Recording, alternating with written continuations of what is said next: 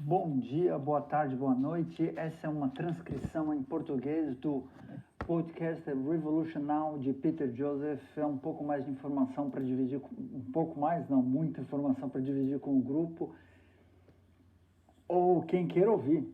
É muito mais fácil do que ficar legendando e colocando online. A maioria não lê, não quer saber. Talvez em português seja mais acessível. Eu recomendo até usar um fone de ouvido caso o volume estiver muito baixo. Hoje o podcast é sobre pós-escassez. Escassez é pós-escassez, mas para entender um, tem que primeiro entender o outro, que por sinal tem que ser, outras coisas têm que ser entendidas. Então eu recomendo até fazer um pouco de, entre aspas, lição de casa, como criação de dinheiro e por aí afora. Eu coloco os links abaixo, porque fica tudo muito mais claro quando você está olhando na direção certa. Não olhando aonde eu quero, aonde quem quer que seja indique. É uma linha de pensamento. Uma vez que você entendeu, se ganhou o porquê, você ganha o como. Episódio número 11, 25 de novembro de 2020. Hoje nós discutiremos particularmente o assunto de pós-escassez, mas discutiremos também a escassez em si. Para recapitular um pouco do podcast anterior, onde nós discutimos como a escassez foi politizada no discurso social e político, e é por isso que hoje vemos, por exemplo, nos Estados Unidos, trilhões e trilhões de dólares podem ser inventados do nada, que daí vem a criação de dinheiro, que eu coloco o link aqui para todo mundo se informar. A fraude, a fraude que a humanidade passa. E é onde esses trilhões de dólares se pode ver como são investidos nas forças armadas ou na recuperação de estímulo monetário e assim por diante. Enquanto a desculpa prevalece de proibir qualquer verdadeiro alívio do sofrimento de classes inferiores, pobres, os sem-teto, os empobrecidos, ou talvez até mesmo ajudar os cidadãos com a saúde universal. Saúde pública, atendimento médico e por aí. Ou talvez até mesmo as desculpas de que não podemos arcar com uma infraestrutura totalmente renovável, pois tudo é considerado muito caro nesta visão de mundo de escassez. É uma desculpa. É importante notar que, historicamente, essas associações a essa visão de mundo, como o trabalho de Thomas Malthus e a adoção, o uso da teoria da evolução de Charles Darwin. Thomas Malthus foi um economista que trabalhou para a British East India Company durante o Império Britânico do século XVIII. Ele concluiu que o crescimento populacional ultrapassaria para sempre nossa capacidade de atender às necessidades de uma população. Portanto, a ideia de desequilíbrio perpétuo e o resultado consequente do sofrimento humano inevitável por meio da pobreza está no cerne do pensamento histórico e contemporâneo, quando se trata de desigualdade socioeconômica. E qual o resultado desse tipo de pensamento em que não há o suficiente para todos? Bem, se acha-se que pessoas na pobreza são inevitáveis, então não há sentido em tentar ajudá-las, ou mesmo ter compaixão.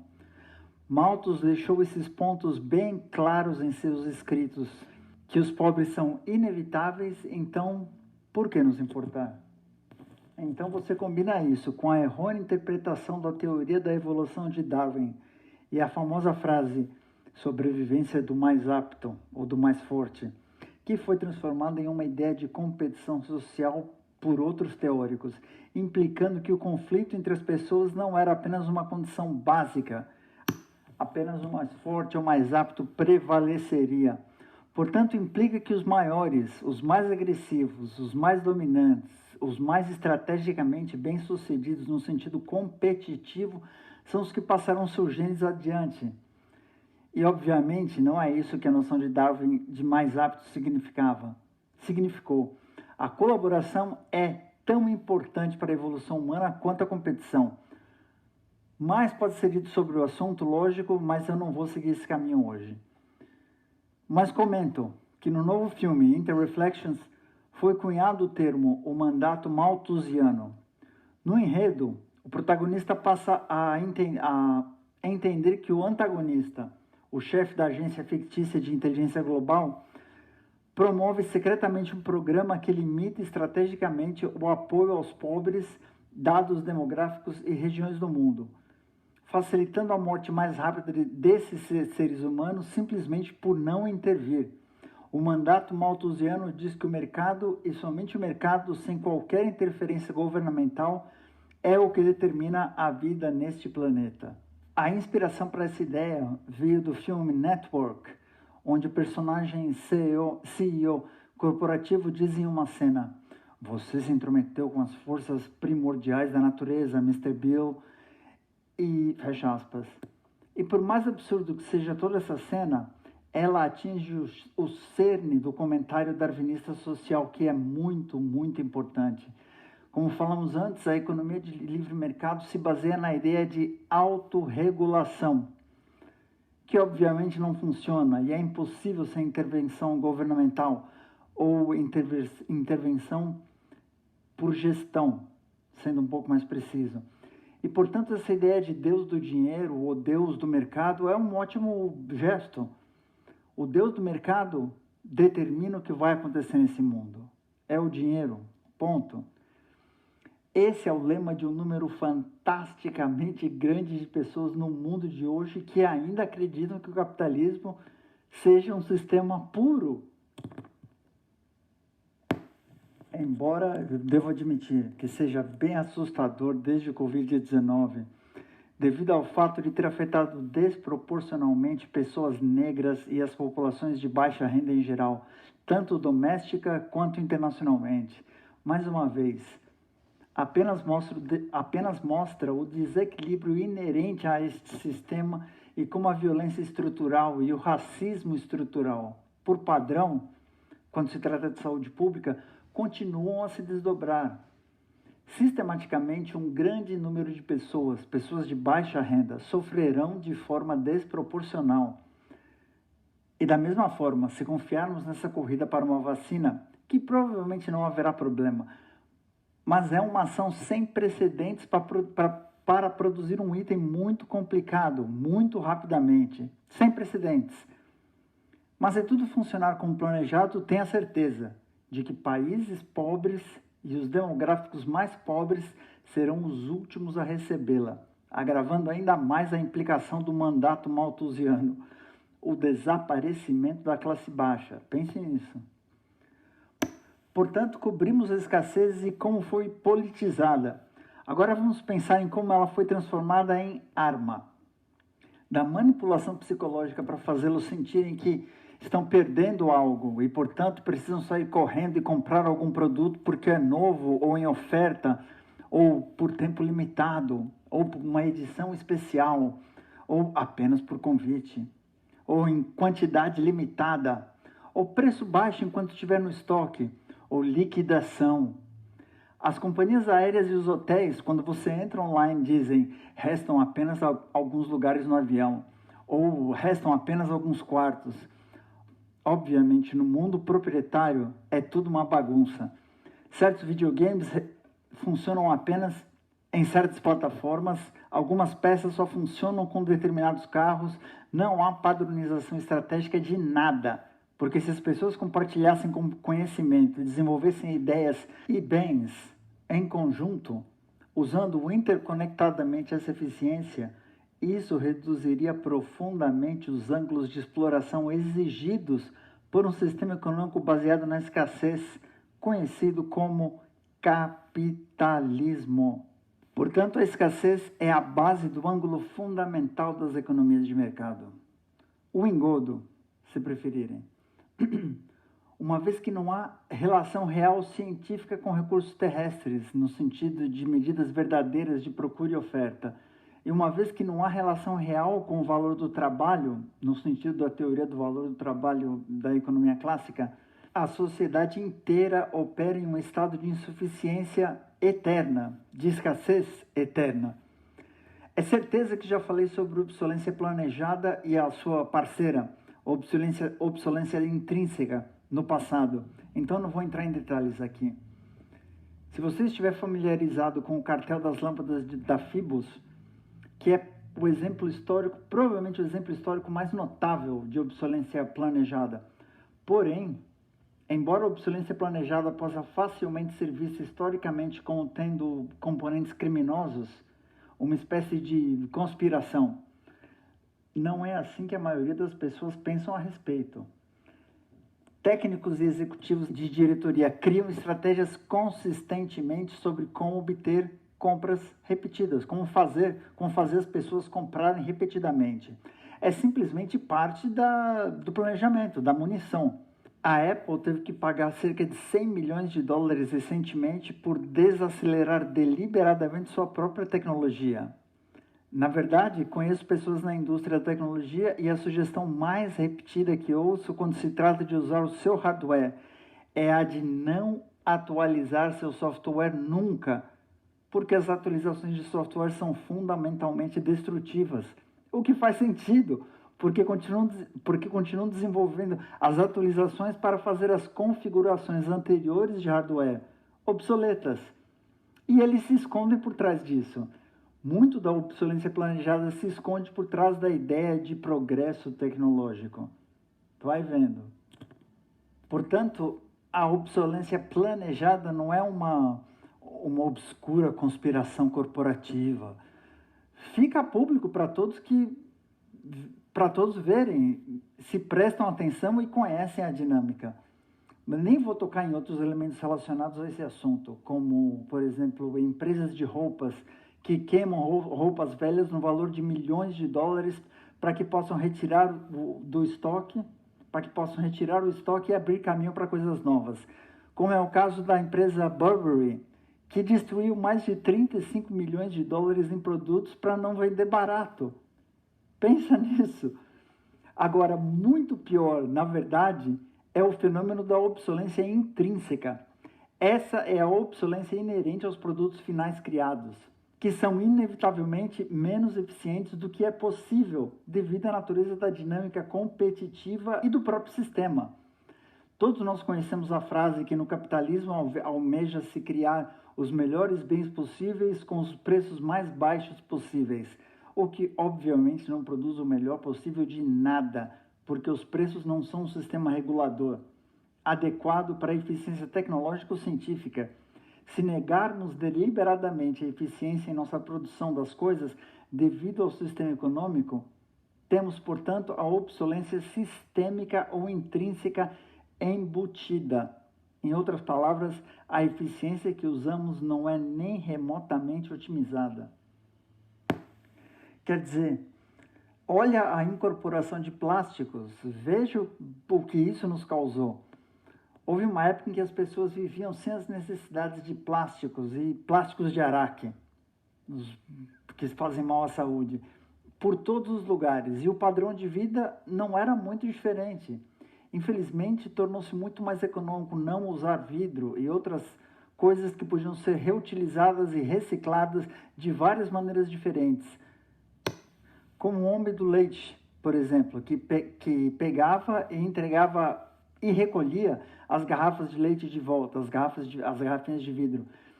Isso é, claro, um exemplo curioso, não necessariamente indicativo da sociedade complexa que temos hoje. Mas a ideia ainda é forte.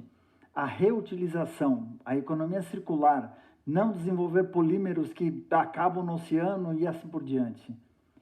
E o mais frustrante sobre isso, em última análise, é, se olhar-se a pesquisa, as corporações se reuniram e disseram: vamos colocar a culpa no público. Vamos fazer com que eles cuidem dos produtos que compram de nós, em vez de lidarmos com o que criamos. Se você é americano, deve se lembrar daquele anúncio do índio com uma lágrima escorrendo no rosto, olhando todo aquele lixo na calçada de uma rua, geralmente com muitos pedaços de plástico naquela imagem.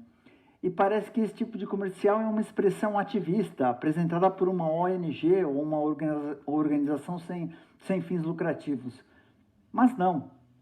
Foi uma estratagema da indústria comercial, não só para se pintar como ecologicamente consciente, mas também para tentar impor a ideia de que, olha, cabe a você que compra nossos produtos descobrirem o que fazer com eles depois da compra. Nós não temos responsabilidade, o que é simplesmente absurdo.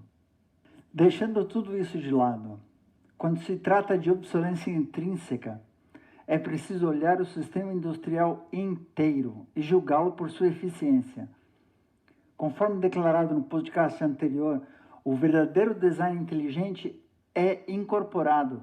Quanto mais processos econômicos forem interconectados como um todo, mais eficiência será o resultado. Infelizmente, nós vivemos em uma realidade competitiva onde tudo é fragmentado e todos estão constantemente competindo um com o outro para produzir os mesmos tipos de coisas, continuamente. E o resultado, é claro, é desperdício e ineficiência. E adivinhem, isso é bom para esse tipo de economia. O mercado adora privação, desperdício, ineficiência, porque cria mais oportunidades. O mercado adora que as coisas não funcionem por muito tempo. O mercado adora que as coisas quebrem. Qualquer coisa que leve as pessoas de volta à loja para comprar algo novamente é uma coisa boa para o sistema de mercado. O mercado também adora a insegurança. Esse é outro assunto sobre o qual as pessoas não falam o bastante. O mercado ama a baixa autoestima.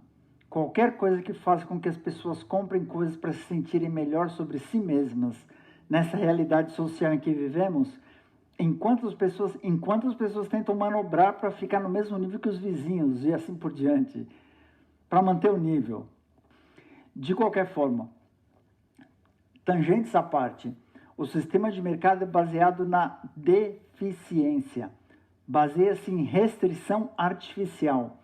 A escassez e a ineficiência são os motores do dinheiro. Quanto mais há de um recurso, menos se pode cobrar por ele. Portanto, quanto mais problemas houverem, mais oportunidades haverá de se ganhar dinheiro. Essa é a natureza de uma economia baseada em escassez. Seguindo avante. Qual a diferença entre esse tipo de economia e uma economia pós-escassez? Já faz um bom tempo que falo sobre pós-escassez e me deparei com tantos pensamentos desfocados e afirmações exageradas ao longo do tempo que até simpatizo de fato com os críticos. Os críticos em si têm até o direito de desprezar essas ideias porque a maioria dos proponentes das ideias de pós-escassez a abordam de uma posição fantástica demais. Um peso bem devido é colocado sobre os atributos da pós-escassez, em oposição à teoria funcional da pós-escassez, que é a orientação econômica que ela cria. Peço desculpas se isso soa um pouco complicado. Eu começo dizendo que definir pós-escassez não é falar de nenhuma tecnologia específica.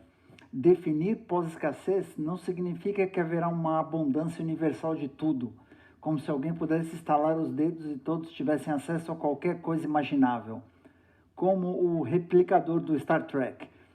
A diferença entre uma sociedade baseada na escassez e uma sociedade pós-escassez é que, ao contrário de uma sociedade baseada na escassez, a intenção da indústria em um mundo focado no pós-escassez é tornar a indústria obsoleta por meio de eficiência. É produzir a um nível otimizado de extração, design, produção e eficiência de distribuição, que com o tempo a quantidade de recursos necessária para realizar um produto ou serviço se torna marginal. Um vocabulário econômico inteiramente novo é necessário em uma orientação pós-escassez. Durabilidade estratégica, compatibilidade, intercambiabilidade, padronização otimizada e outros recursos e fatores que conectam as coisas em design a nível sistêmico. Em outras palavras, a eficiência não está apenas no contexto de um bem individual. Não é o item singular, o item único em seu próprio design. O design deve ser incorporado. É sobre todo o setor da indústria e muito mais. Isso sustenta o princípio de integração do design.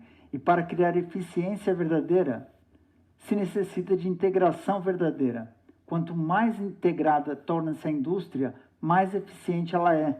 A padronização é o exemplo mais fácil dessa iniciativa de design a nível superior. Portanto, um automóvel tem peças.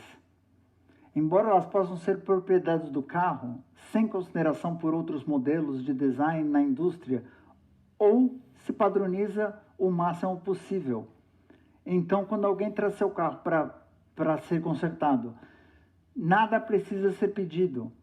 Há uma padronização tão grande das partes dentro desse modelo, coisas que foram decididas como sendo otimizadas em eficiência, veja bem, que se remove grande quantidade de conflito e desperdício. A propósito, se você tem mentalidade de engenheiro, uma mentalidade lógica, este é um excelente exercício técnico. Como otimizar indústrias inteiras para serem mais eficientes, simplificadas, reduzindo o desperdício. E é claro que as pessoas dirão, mas e quanto à concorrência? Precisamos de várias empresas de telefonia celular e de automóveis fazendo novos tipos de inovações para atrair as pessoas. E o que se percebe é que tudo isso também é desperdício. É totalmente ineficiente ter uma sociedade baseada em competição quando se pode simplesmente compartilhar as informações com o público. Note, e se pode começar a obter sistemas de feedback reais que não sejam baseados em sugestões efetivamente arbitrárias. E isso traz a conversa para uma área que não quero tratar hoje, que tem a ver com o fato de que estamos criando desejos pessoais e necessidades doentias na sociedade por causa desse processo competitivo e inovador, junto com marketing e publicidade, porque é assim que o sistema de manipulação funciona socialmente. Então vou deixar isso quieto por agora. De volta à questão. Tudo nessa discussão sobre eficiência, quer tenhamos funcionando ou não neste momento, em termos de otimização, certamente vimos muitos benefícios com a eficiência que já criamos. E isso me leva à noção de custo marginal zero, comumente usado por Jeremy Rifkin, um conhecido autor e grande pensador. Como mencionei antes, o custo marginal zero é outra maneira de descrever o que Buckminster Fuller chama de efemerização. No entanto, a efemerização diz respeito ao processo real de eficiência ao longo do tempo à medida que a ciência e a tecnologia evoluem. A efemerização significa que podemos fazer mais e mais com cada vez menos e menos, que é a definição da verdadeira economia eficiente. Na verdade, eu iria tão longe a dizer que a definição do que a riqueza econômica realmente é.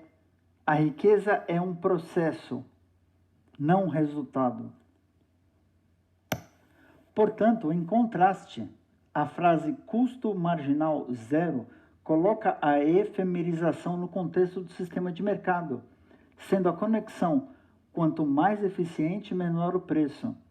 Portanto, um telefone celular se torna muito mais barato em comparação a muitos e muitos anos atrás, porque a tecnologia melhorou, houve produção em massa, etc, etc. Infelizmente, essa ideia de que a eficiência econômica melhorada pode ser definida por relações de custos continua a poluir o discurso hoje. Alguns podem conhecer o livro de Peter Diamandis, chamado Abundância, que faz um bom trabalho que discute o fenômeno de fazer mais usando menos, e como as coisas se tornaram mais democratizadas e até mesmo desmonetizadas em certos contextos, com a classe baixa tendo acesso a coisas que antes não tinham e assim por diante, mostrando melhora. O seu argumento, porém, e infelizmente, é que devemos apenas deixar os empreendedores continuarem fazendo o que estão fazendo, batalhando de maneira competitiva e dispendiosa. E se continuarmos fazendo isso, eventualmente chegaremos a uma sociedade de custo marginal zero, onde quase tudo é tão barato que é marginal. E que de alguma forma o capitalismo vai se adaptar a isso, de alguma forma mantendo o sistema de mercado e assim por diante. Que loucura. Bem, enquanto esse tipo de pseudo-utopia eventualmente surge, e embora esse padrão possa ser visto em bolsões, a lógica fundamental é, obviamente, errada, porque esse movimento de eficiência que se aproxima de custos marginais zero não tem interesse direto em gerar abundância ou prover mais pessoas com o acesso que uma vez não tinham. A coisa toda é um efeito colateral, não uma intenção. As tendências de busca por lucro e preservação do estabelecimento das corporações ainda permanecem, e nenhuma delas, tenha certeza, está tentando se tornar obsoleta. O que vemos no ambiente de custo marginal zero hoje é basicamente uma ilusão. Eles fornecem algo de graça, o acesso é dado, parece farto, parece que é tudo por interesse altruísta, mas não é. Simplesmente se torna um truque. Sim, você pode mandar um e-mail pelo Google e parece que tudo está ótimo. Você pode se comunicar gratuitamente. Mas quão bom é isso? Bem, é claro que tudo isso tem um custo, porque o Google processa seus e-mails e usa você como um produto, também promovendo publicidade para você, e etc, etc, etc. O banco não dá uma caneta como antigamente, porque a caneta era ótima e querem que canetas sejam abundantes e todos deveriam ter uma boa escrita. Eles fazem isso porque estatisticamente descobriram que quanto mais canetas distribuem, mais pessoas se inscrevem em contas bancárias, abrem contas bancárias. Os bancos ganham mais dinheiro com isso. Esse é um truque usando o fenômeno de fazer mais com menos. Quando as pessoas dizem que nos aproximamos do custo marginal zero, digamos em sistemas de energia, em breve, isso é tão fantasticamente delirante porque nenhuma indústria vai se tornar obsoleta. Nós vemos a tendência da efemerização, nós vemos a tendência da eficiência. Vemos o potencial de todos esses caras que mencionei antes, Jeremy Rifkin, Raymond Kurzweil, Peter Diamandis, mas eles simplesmente pensam que o sistema vai se conformar com essa trajetória de maravilhosa eficiência, culminando numa sociedade abundante, dando acesso a todas as pessoas. Mas não é, e não dará. Esta é uma ilusão no sistema. Agora, alguém poderia simplesmente me rejeitar como cínico e dizer que isso é uma conjectura. Nós vemos exemplos de coisas que se tornaram desmonetizadas e democratizadas, e isso é verdade. Mas não se pode deixar de lado a própria ética fundamental do sistema. Além disso, empiricamente, sabemos que o sistema combate a abundância. Como escrevi extensivamente em meu livro The New Human Rights Movement, houve um período em que atingimos um superávit com a Revolução Industrial em que ficou claro que éramos capazes de produzir mais oferta do que demanda. Tanto assim que líderes da indústria e governos tiveram de se unir e convencer as pessoas por meio de uma campanha em massa de publicidade e propaganda. Todo tipo de coisa sobre como eles tinham que continuar comprando e jogando fora para derrotarem os comunistas, manter o sonho americano vivo e todas aquelas lorotas. É espantoso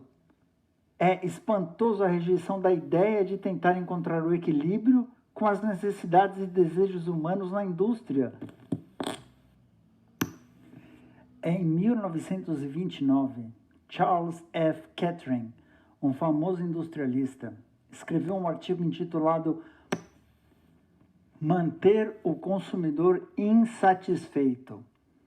Nesse artigo, ele reclama do aumento da eficiência industrial e de como as pessoas simplesmente não consumiam tanto quanto precisavam.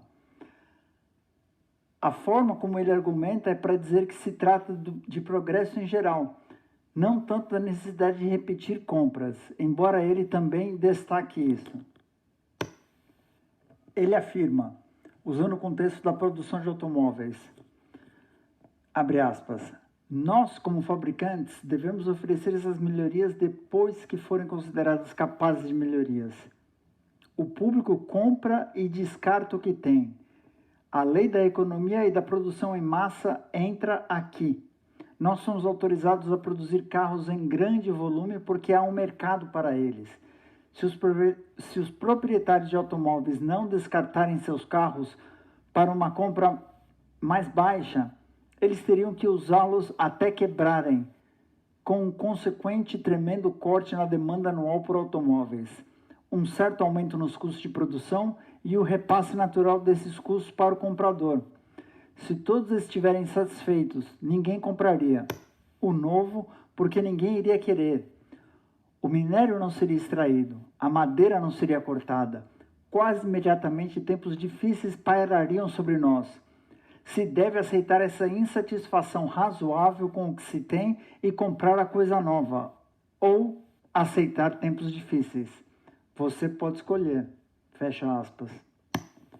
Essa citação abraça a ética fundamental de nossa sociedade, quando confrontada com a capacidade de criar abundância para atender às necessidades humanas, com menos recursos necessários.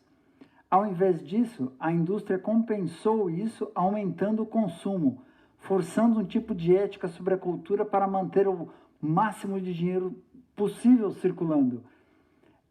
É essa a natureza dos sistemas que os apologistas tecnocapitalistas, como eu os chamo, caem de cara nessa.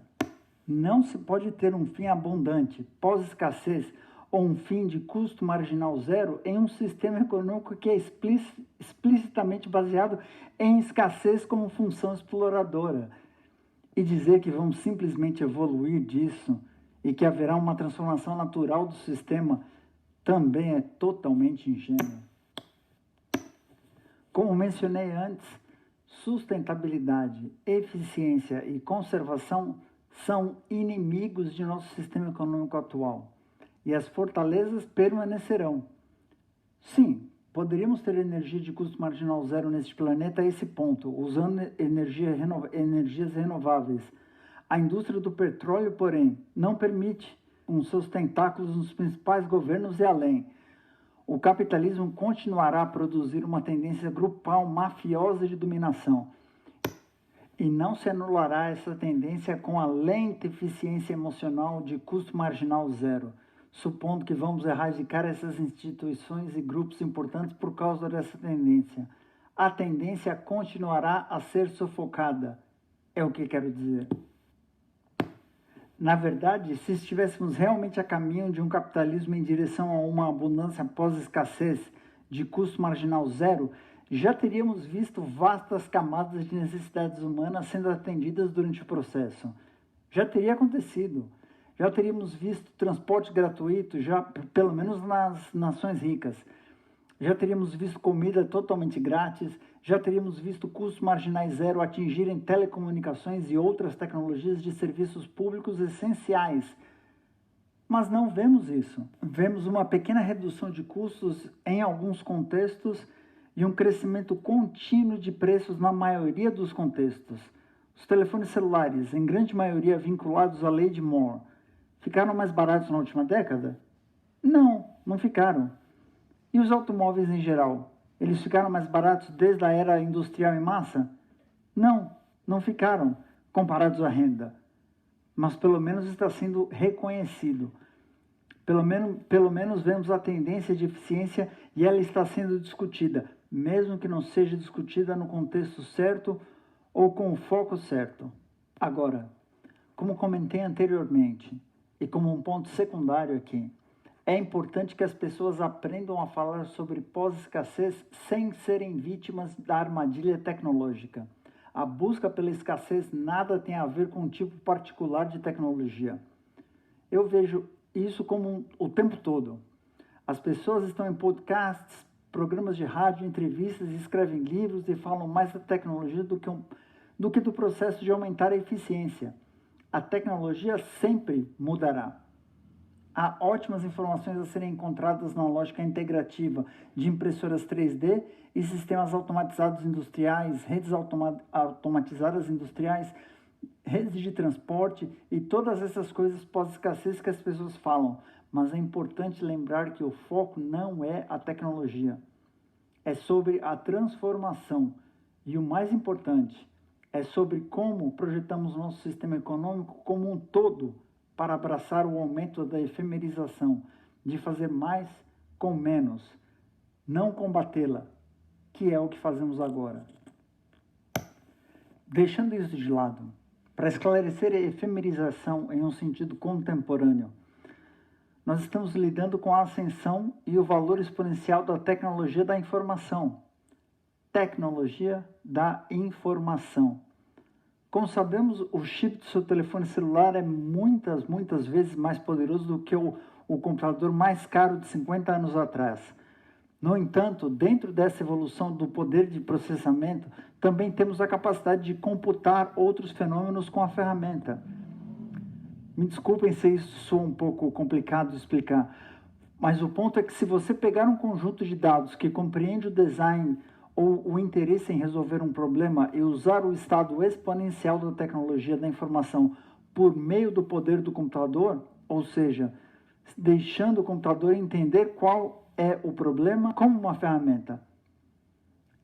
E não se trata de inteligência artificial aqui, mesmo que isso esteja virando a esquina. E vai agravar ou acelerar esse processo. Espero que para melhor. Se é então capaz de abordar ou alcançar um avanço exponencial nesta questão específica. Assim, por exemplo, com a capacidade de aumentar exponencialmente o poder computacional, se pode pegar essa ferramenta e aplicá-la, digamos, ao desenvolvimento de energia renovável.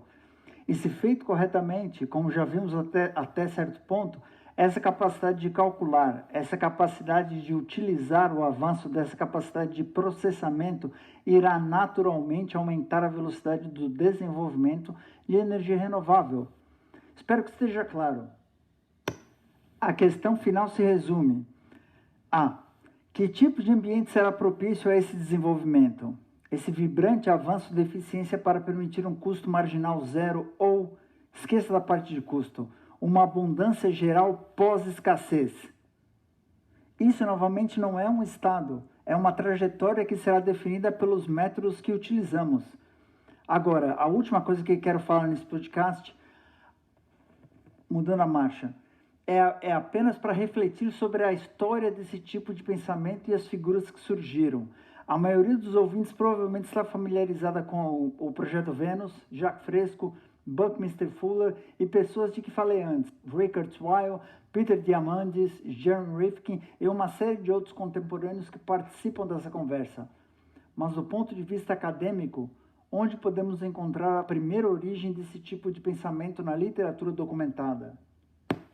Em minha pesquisa, descobri um livro de um homem chamado John Eltzler, chamado O Paraíso ao Alcance de Todos os Homens, publicado em 1833. Agora lembre-se, 1833 é 40, 50 anos antes que Thomas Edison inventasse a lâmpada elétrica. Estes eram tempos tecnológicos muito primitivos em comparação com os de hoje. Mas o livro O Paraíso ao Alcance de Todos os Homens, embora seja um pouco excêntrico, é provavelmente o primeiro livro pós-escassez escrito há quase 200 anos, o que é bem fascinante. Ele fala sobre o uso de máquinas em oposição à mecanização do trabalho humano. Ele escreve sobre a construção de um sistema de design comunitário com uma cidade totalmente com base nesses princípios. Ele descreve extensivamente sobre energia renovável integrativa, muito antes de seus potenciais serem percebidos. Ele fala sobre como o mundo pode alimentar 1000 vezes a população atual se simplesmente nos tornarmos mais eficientes na mecanização. Ele escreve, abre aspas, o primeiro elemento da mecânica ensina que não há movimento imaginável que não possa ser produzido por algum mecanismo adaptativo, desde que tenhamos a potência necessária. Fecha aspas. Ele continua sobre o assunto de energia renovável, abre aspas. Temos uma superabundância de poder 1 milhão de vezes maior que todos os homens na Terra poderiam produzir até agora. Os poderes são principalmente derivados do vento, da maré e do calor do sol. Cada um desses poderes não requer consumo de materiais, apenas materiais para a construção das máquinas. Fecha aspas. Ele aborda como podemos adaptar uma sociedade à mecanização do trabalho em termos muito semelhantes aos que ouvimos hoje, 200 anos depois. Ele diz, abre aspas, uma vez estabelecido, não haverá ocasião para qualquer trabalho, exceto os superintendentes das máquinas, que requerem de 1 a 3 pessoas em toda a comunidade. Se feito em turnos, Cada adulto dificilmente supervisionaria um dia durante todo o ano, mas provavelmente seria voluntariamente, tratando-se de uma diversão e não uma ocupação tediosa de trabalho. Fecha aspas. Sou familiar? E o mais importante, penso, neste escrito é a observação geral e o raciocínio que desdenha uma economia baseada em mercados e dinheiro. Ele declara, abre aspas, hoje trabalhamos e labutamos na agricultura e nas fábricas, fazendo muitas coisas úteis e muitas inúteis para a vida humana, para suprir muitas demandas e necessidades, confortos e luxos. Pouco nos importamos com o benefício real que nossa indústria pode oferecer ao comprador, desde que ganhemos dinheiro com sua venda. Esta é uma variedade infinita de produções artificiais de todos os tipos resultantes da competição dos produtores. Fecha aspas. Ele continua, abre aspas, que virtude pode haver em passar a vida como um prisioneiro numa esteira, em ocupações de maneira ou o atual estado de promoção ainda não são muito melhores? Ou são um trabalho monótono, enfadonho ou alguma ocupação insípida, que nada mais é do que o costume e a necessidade pode torná-lo tolerável em algum grau, mas que são os próprios meios para manter a mente em inatividade, em atividades triviais, fecha aspas. E ele continua, abre aspas, qual é o objetivo maior de se levar a uma vida assim? Ganhar dinheiro, para se comprar o que deseja. É esta a virtude mais exaltada, o destino mais elevado da vida do homem que pode ser pensado neste mundo? Se uma virtude moral ou um mal necessário em um estado de ignorância geral e preconceito, mas não é uma virtude encontrada na natureza. Fecha aspas. Novamente, sou familiar? 200 anos atrás. Há muitas coisas interessantes naquele livro e eu recomendo com um tratamento histórico. É um livro muito excêntrico ao mesmo tempo. Hitler era muito excêntrico. Na verdade, ele tentou construir algumas de suas máquinas exóticas com madeira e esses meios mecanicistas terrivelmente ineficientes, mas pelo menos ele tentou. E é claro, a história o descartou mais ou menos como um utopista tecnológico. Coisas bem interessantes. Valeu, até a próxima.